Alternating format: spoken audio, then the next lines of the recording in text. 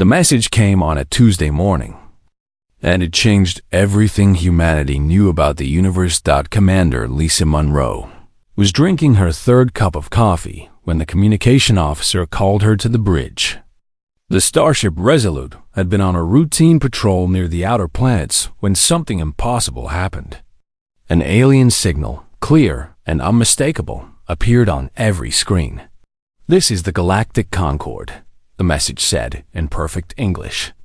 "We have observed your species for 300 years. You are now ready for evaluation. Send representatives to the following coordinates. You have 7 days." Lisa read the message 5 times. Then she called her senior officers to the conference room. Danny Vega arrived first. He was her executive officer, a tall man with dark hair and a quick smile that hid a sharp mind. Dr. Karen Webb came next, the ship's expert on alien life, though until today her job had been mostly theoretical. Last came Sergeant Pete Larson, the head of the Marine unit on board. He was a quiet man who spoke little but noticed everything. "So aliens are real," Danny said, stating the obvious. "And they've been watching us for centuries. The question is why," Karen said. She had already started analyzing the signal. "This isn't a greeting. It's a summons. They want to test us." "Test us for what?" Pete asked. Nobody had an answer. Lisa contacted Earth Command. The response came quickly. Humanity had dreamed of this moment for generations. They were not going to hide from it. The Resolute would send a team. Lisa would lead it.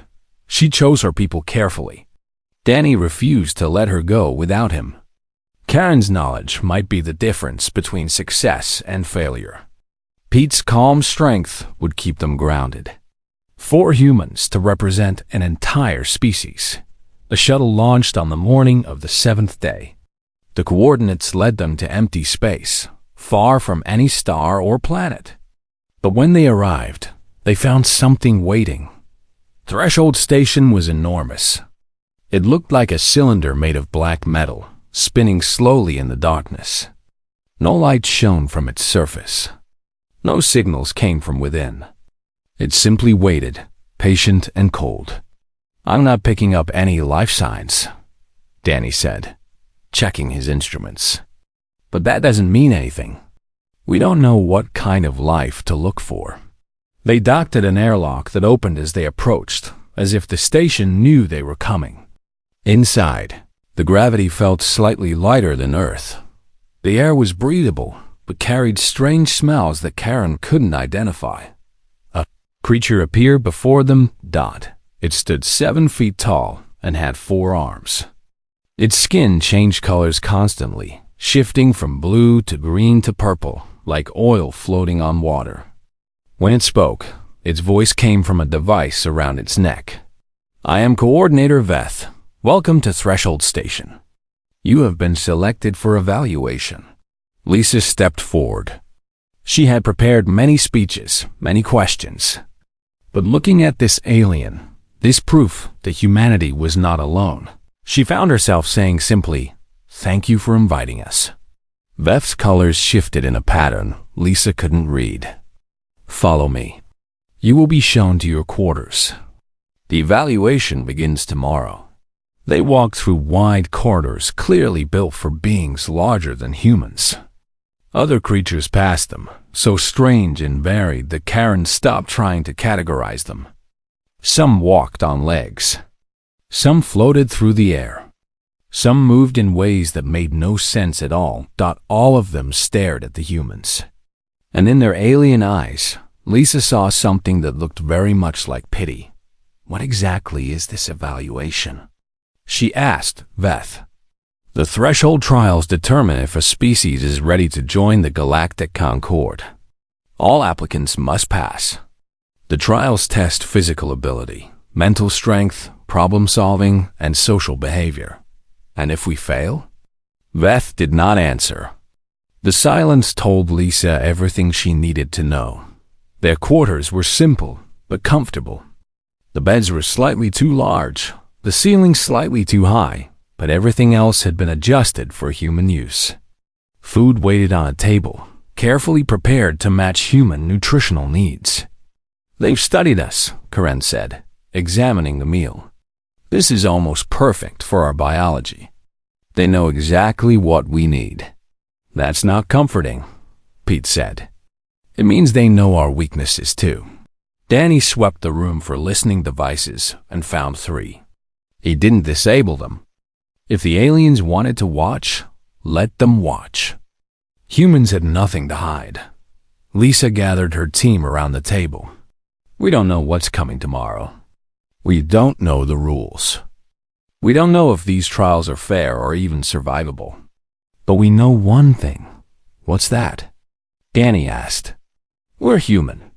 We come from a planet that tried to kill us every single day. We survived ice ages. We survived plagues. We survived ourselves. Whatever they throw at us, our ancestors faced worse." Karen nodded slowly. "Earth is what scientists call a death world. High gravity, extreme temperatures, predators everywhere, natural disasters constantly. Most intelligent species evolve on much gentler planets. We're the exception. So we're tough," Pete said. "But are we tough enough? We'll find out tomorrow." That night, Lisa lay awake on her too large bed, staring at the too high ceiling. Somewhere out there, countless alien species waited to see if humanity was worthy. She thought about everyone back home, everyone counting on her team to succeed. She thought about failure. She thought about what Veth had not said. But mostly, she thought about the look in those alien eyes. The pity. They expected humans to fail. They looked at these small, soft creatures from a tiny planet and saw nothing special. They had no idea what humans could do. The morning came without sunrise. Veth appeared at their door precisely when promised, colors shifting in what might have been anticipation. "The trials begin now," the coordinator said. "Follow me to the testing chamber. I advise you to prepare yourselves. Many species do not survive the first hour." Lisa looked at her team. Danny gave her a confident nod. Karen clutched her scientific instruments like weapons. Pete simply cracked his knuckles, ready for whatever came next.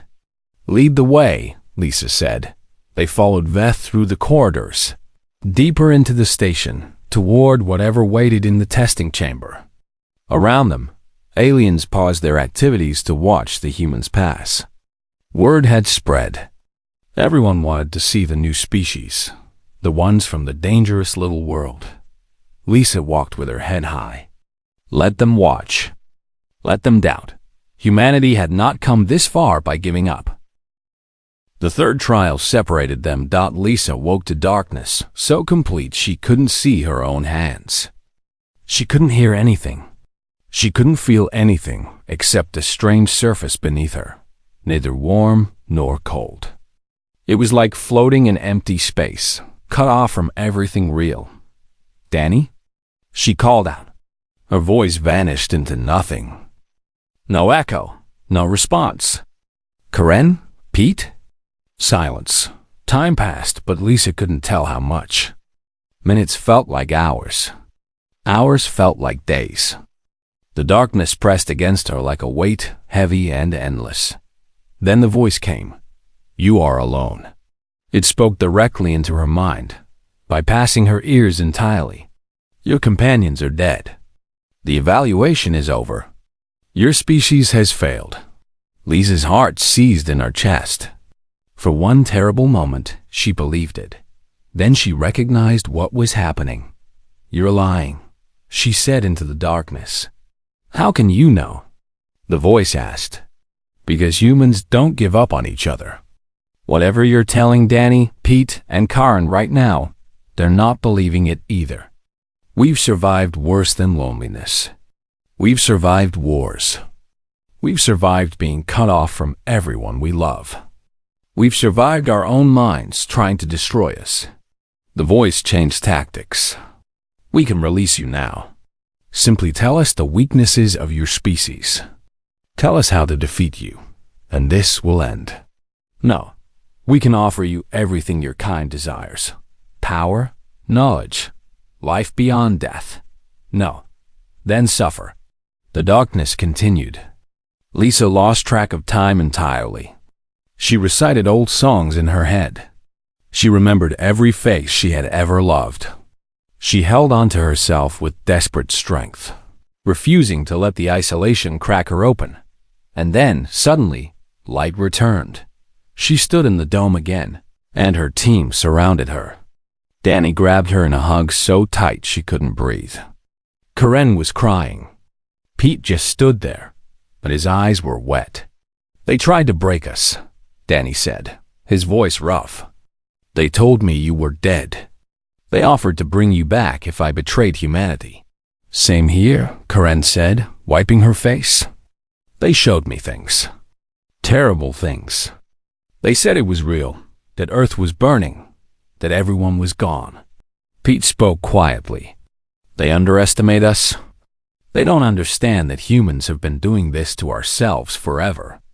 We know what isolation feels like. We know what despair feels like.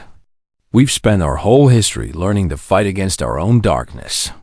Lisa looked up at the observation platforms. The aliens watched in complete silence now. No movement. No gestures. Just hundreds of eyes fixed on the 4 humans who refused to break. "The psychological trial is complete," Veth announced. "You have passed." No further explanation came. They didn't need one.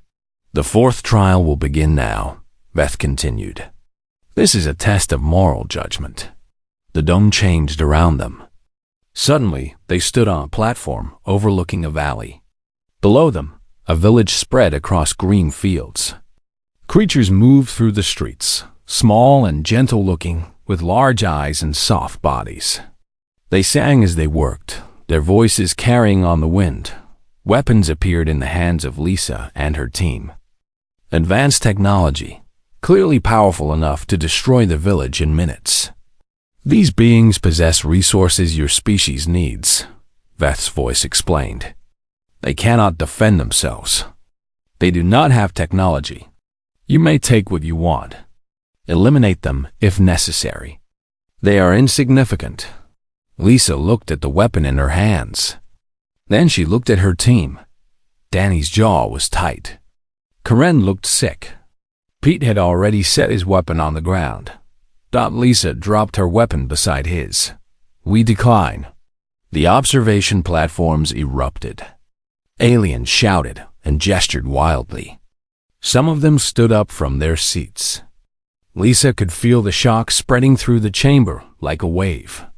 "Declining is not permitted," Veth said. "Resources are limited. Competition is the nature of survival. The strong take from the weak." "No," Lisa said, loud and clear. "We refuse. There's always another way. Trade, partnership, cooperation. We can share instead of steal. We can build together instead of destroy. You would risk your own survival for beings you have never met?" Lisa thought about her answer carefully. This was the moment everything depended on. "Yes," she said finally. "Because if we survive by becoming monsters, then survival means nothing. We would rather fail as good people than succeed as evil ones." Silence fell across the dome. Complete, absolute silence. Veth appeared before them physically, colors shifting so fast they blurred together. The coordinator seemed agitated, uncertain, confused. "This has never happened," Veth said. "In 10,000 years of threshold trials, no species has ever refused the 4th test. Every applicant before you has taken the resources. Some showed reluctance. Some expressed regret. But all of them chose survival over mercy." "Then maybe your test is broken," Danny said. "Maybe you've been selecting for the wrong things." "What do you mean?" Karen stepped forward. "You designed these trials to find strong species, right? Species that could survive anything. But you forgot something important. Strength isn't just about winning. It's about knowing when not to fight. It's about building something better than conquest. Pete nodded. On Earth, our most successful civilizations weren't the ones that destroyed their neighbors. They were the ones that traded with them, learned from them, grew with them. Conquest always fails eventually. Cooperation lasts. Lisa met Veth's shifting eyes. You've been testing species for 10,000 years. How many of them are still part of your concord? How many of those conquerors eventually turned on each other? Veth didn't answer, but the silence was answer enough. We're not refusing because we're weak, Lisa said. We're refusing because we're smart enough to know that some victories aren't worth winning. Take us home if you want.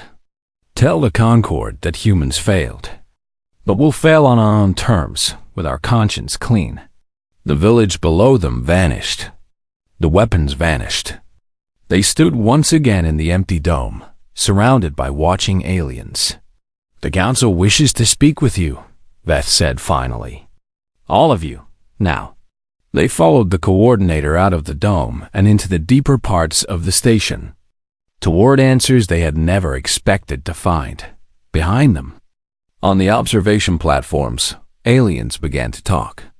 Arguments broke out. Fights nearly started. Everything they thought they knew about strength and survival was crumbling down, and at the center of it all, 4 humans walked calmly forward, unbroken, unbeaten, and proud. The testing chamber was the largest enclosed space Lisa had ever seen. It stretched for at least a mile in every direction, a dome of dark metal with observation platforms rising along the walls.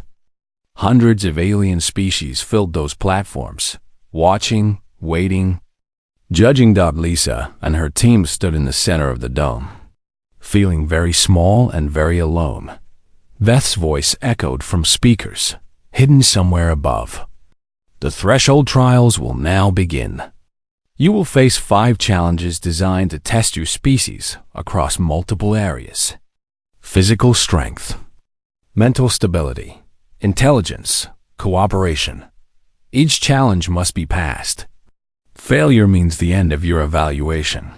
Danny leaned close to Lisa, still not telling us what happens if we fail.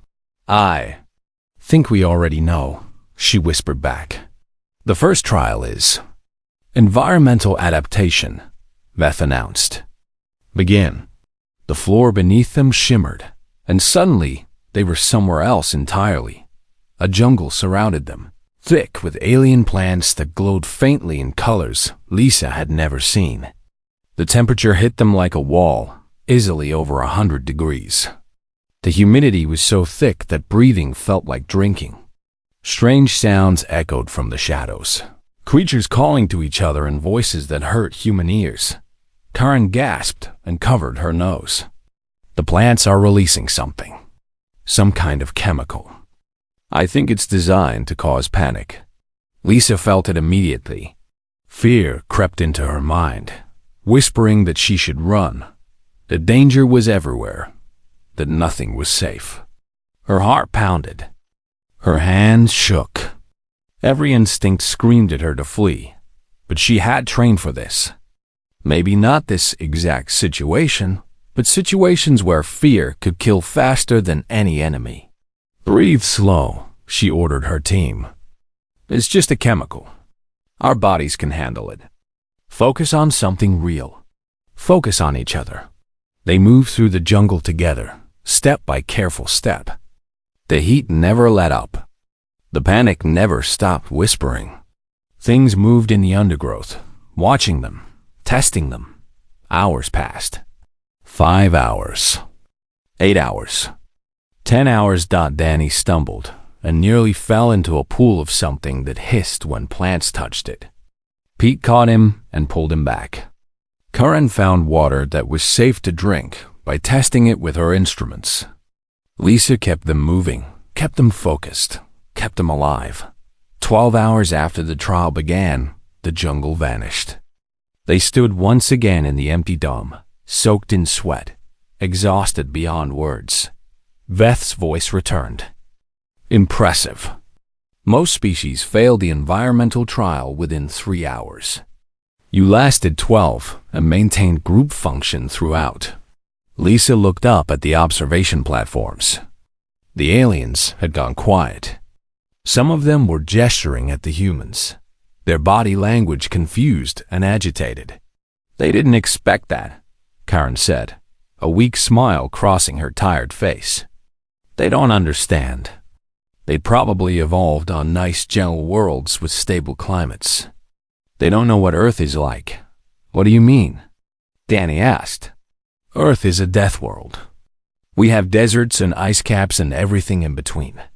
We have hurricanes and earthquakes and volcanoes. Every ecosystem on our planet has things that want to eat us. That jungle? That was just a bad camping trip in the Amazon. Pete laughed, a sound that made several nearby aliens flinch.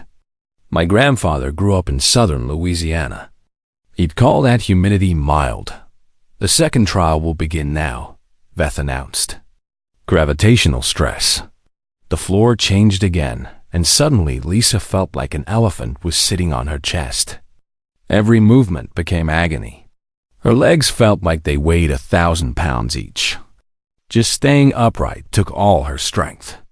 This is approximately 3 times Earth gravity, Karen managed to say, her voice strained. Most species can't function above 1.5 times their home gravity. Pete dropped to his hands and knees, but not because he was beaten. He started doing push-ups. What are you doing? Danny asked, struggling to stay standing. If I stop moving, I'll stop completely. Keep the muscles working. For 6 hours, they survived under triple gravity. They couldn't stand for most of it. They crawled. They rolled. They dragged each other across the floor when someone's strength gave out. But they kept moving. They refused to stay still.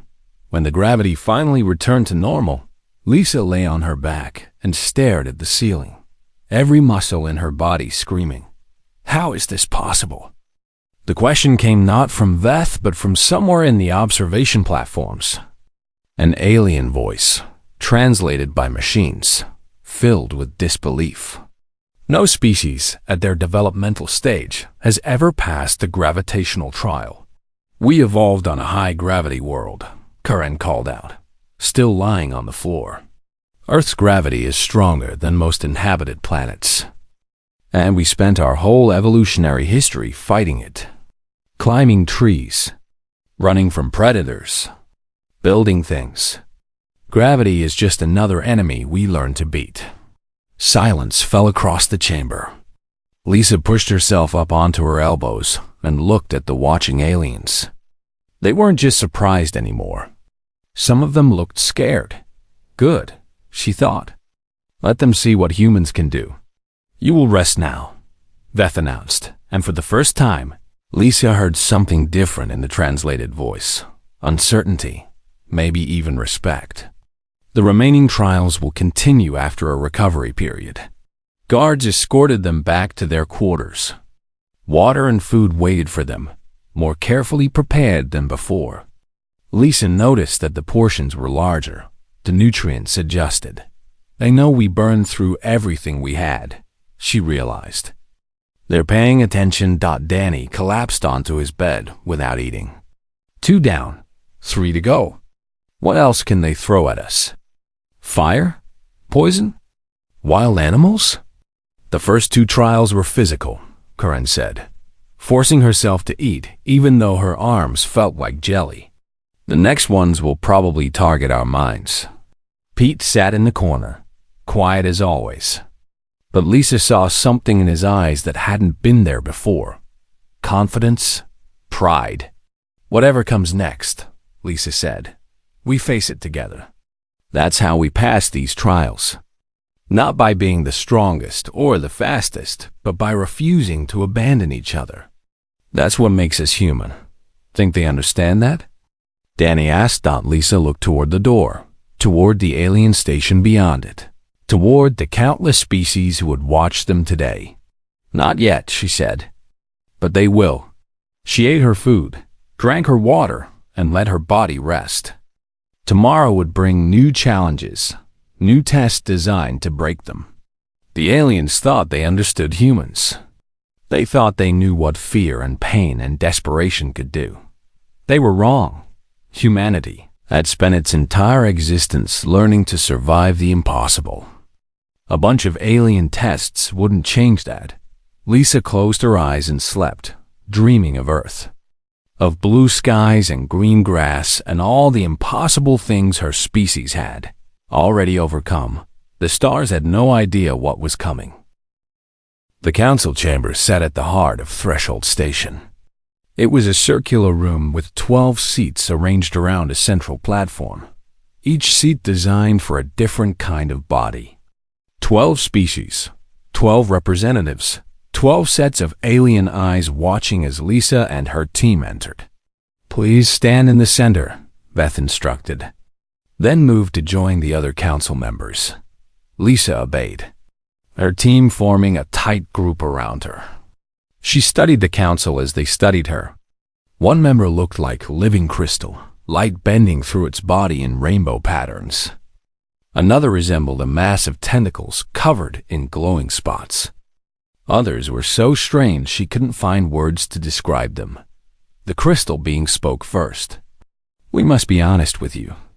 The threshold trials were not designed to find worthy partners." Lisa felt her stomach drop. Then, what were they designed for? To identify threats. The word hung in the air like poison. The Galactic Concord has existed for 30,000 years. The crystal being continued. In that time, we have encountered many species. Some were peaceful. Some were dangerous. And some were so aggressive, so unstoppable, that they threatened the stability of everything we had built. The trials identify those threats, the tentacle being added. Species that are too strong, too resilient, too unpredictable. We find them before they find us, and we deal with them accordingly. Deal with them how? Karen asked, though her voice suggested she already knew. Containment, isolation, and in extreme cases, elimination. Danny stepped forward, anger flashing in his eyes. "So this whole thing was a trap? You bring species here, test them, and kill the ones who pass?" "Not exactly," the crystal being said. "Most species failed the trials naturally. The environments destroy them. The psychological attacks break them. The gravity crushes them. Only the truly dangerous ones survive long enough to reach the 4th test. And when they pass that test by conquering the village, you know their threats," Lisa said, understanding dawning. "You've been selecting for conquerors. Every species that succeeded at your trials proved they would take whatever they wanted by force." "Correct. In 10,000 years, every species that passed the first 3 trials chose conquest in the 4th. Every single one. We would then know they were too dangerous to allow into the larger galaxy." Pete's voice was quiet but hard. "You killed all of them?" "Some were contained. Others were pushed back to their home systems and monitored. A few were so dangerous that elimination became necessary." The tentacle being's lights flickered. "We are not proud of this, but survival demands difficult choices. So why are we still alive?" Lisa asked. "We passed your trials. We should be your worst nightmare. 4 humans from a death world, tough enough to survive everything you threw at us. You should be our worst nightmare," the crystal being agreed. "And yet you refused the 4th trial. You chose mercy over victory. You valued lives you had never met over your own success. In all our history, this has never happened." Silence filled the chamber as the council members looked at each other. "We have watched your species for 300 years, the tentacle being said. "We have seen your wars, your genocides, your weapons of mass destruction. We have watched you kill each other over land, over beliefs, over nothing at all. When we designed these trials for humanity, we expected monsters. And what did you find?" Lisa asked. "Monsters who are trying not to be." The crystal being leaned forward, light dancing through its body. We saw your wars, yes, but we also saw your charities, your rescues, your strangers risking their lives for strangers. We saw your doctors traveling across the world to help people they would never meet again. We saw your firefighters running into burning buildings. We saw your soldiers jumping on grenades to save their friends. You are the most contradictory species we have ever encountered, the tentacle being added, capable of terrible evil and incredible good in equal measure, capable of destroying each other and then turning around to save each other. When you refused the fourth trial, the crystal being said, you proved something we had never seen before. You proved that a species can be strong enough to conquer and still choose not to. You proved that power does not have to mean cruelty. Lisa felt tears forming in her eyes, though she didn't fully understand why. What does this mean for us? She asked. What happens now? The council members looked at each other again. Some silent communication passed between them. The Galactic Concord was built on fear, the crystal being said finally. Fear of the strong. Fear of the different. Fear of what might happen if we did not control every variable. For 30,000 years, we have operated on the principle that dangerous species must be contained or destroyed. But fear has made us weak, the tentacle being continued. We have stopped growing. We have stopped learning. We reject any species that might challenge us, and in doing so, we reject any species that might teach us. You humans have a word, the crystal being said. Deathworld.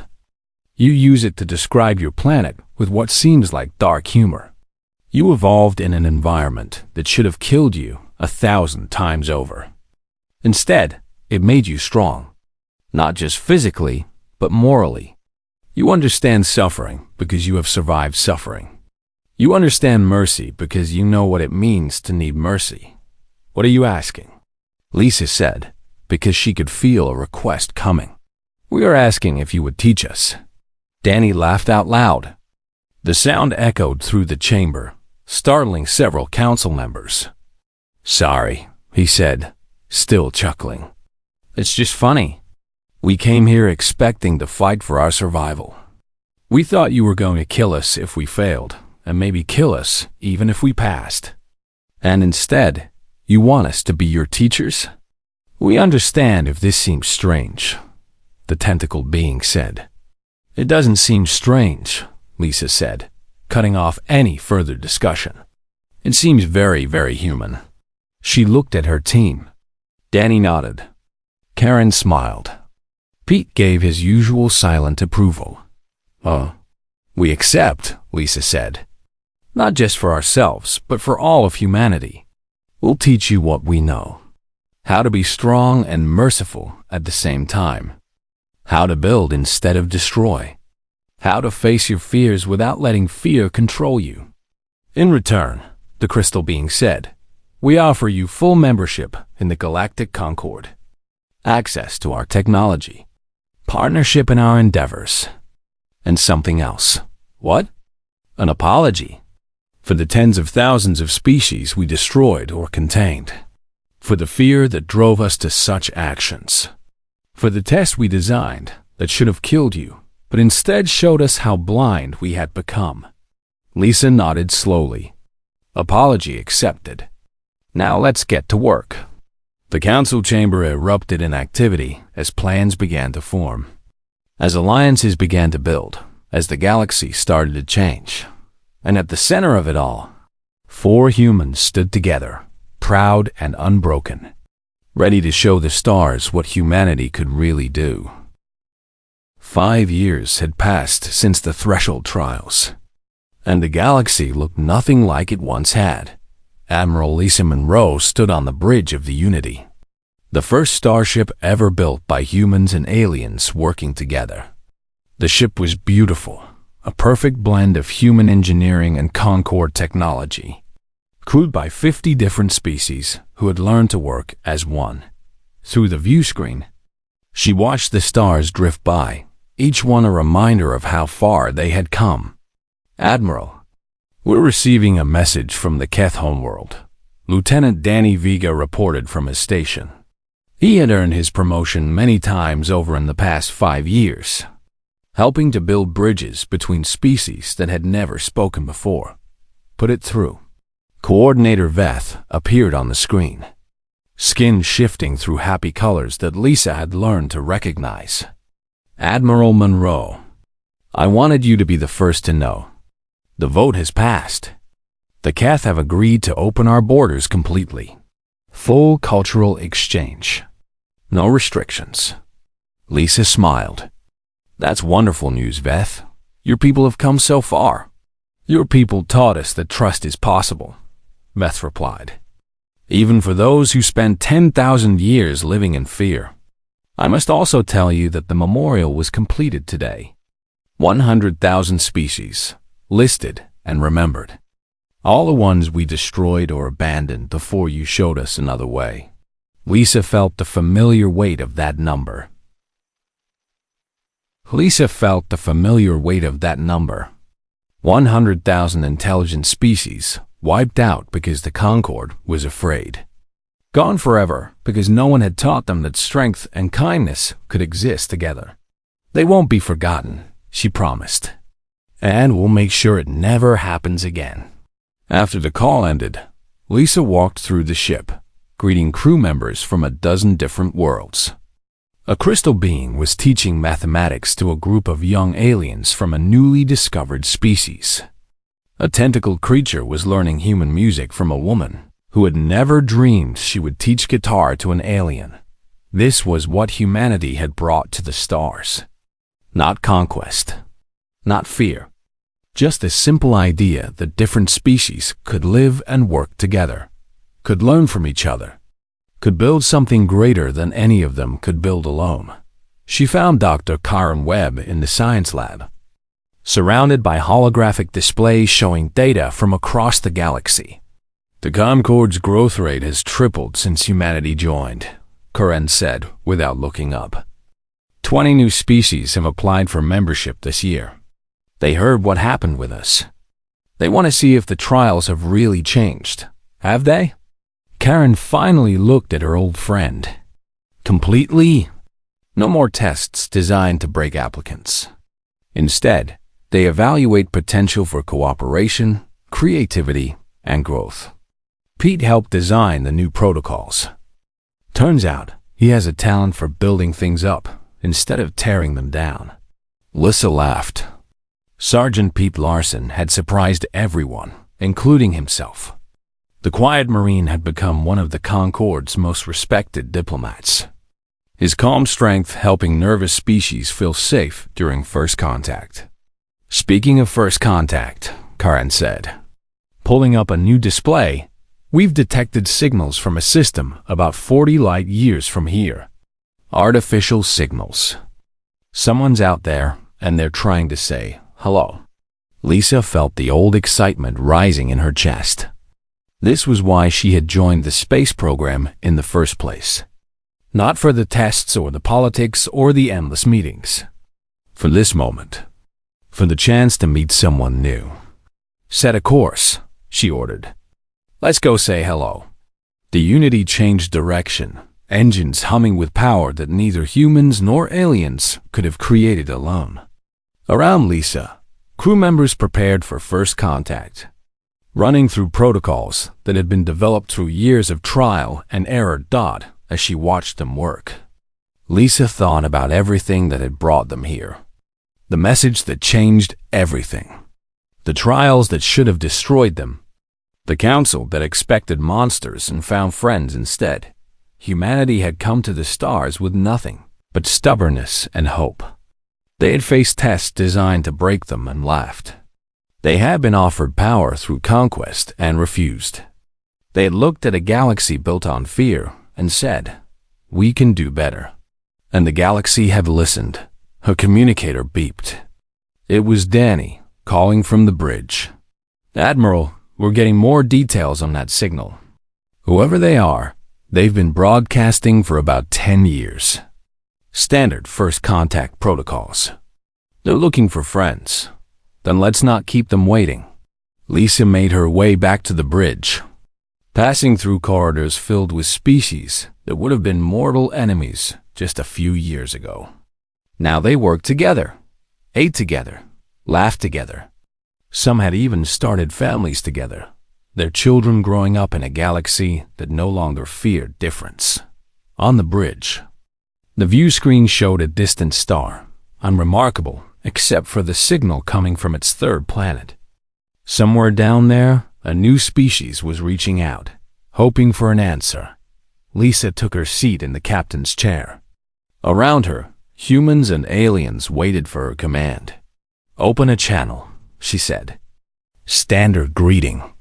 Inform them that the Galactic Concord and the United Human Nations would like to welcome them to the larger universe.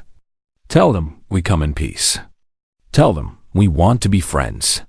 The communication officer, a young alien from a species that had been discovered just 2 years ago, transmitted the message. Then they waited. Minutes passed. The bridge was silent, except for the soft hum of the ship's systems. Then the response came. Alien voices, speaking words no one could understand yet. But the tone was clear. Excitement. Joy. Hope. Danny grinned. "They're happy to meet us." "Of course they are," Karen said from her station. "Who wouldn't be happy to find out they're not alone?" Lisa watched the communication unfold, translators working to bridge the gap between languages. Soon there would be meetings, exchanges, the long process of building trust. It would be difficult. It would be complicated. It would be worth every second, because this was what humanity did. They reached out. They made friends. They turned strangers into family. The aliens had designed a test to identify monsters, and they found something else entirely. They found a species that had spent its entire existence learning to survive the impossible. A species that knew suffering intimately and chose kindness anyway. A species that looked at the darkness of the universe and lit a fire the stars had been waiting for, humanity without knowing it. And now that humanity was here, the stars would never be the same. Lisa smiled as the Unity moved forward, toward a new world, a new species, a new adventure. The tests were over. The real work was just beginning. And humanity, as always, was ready.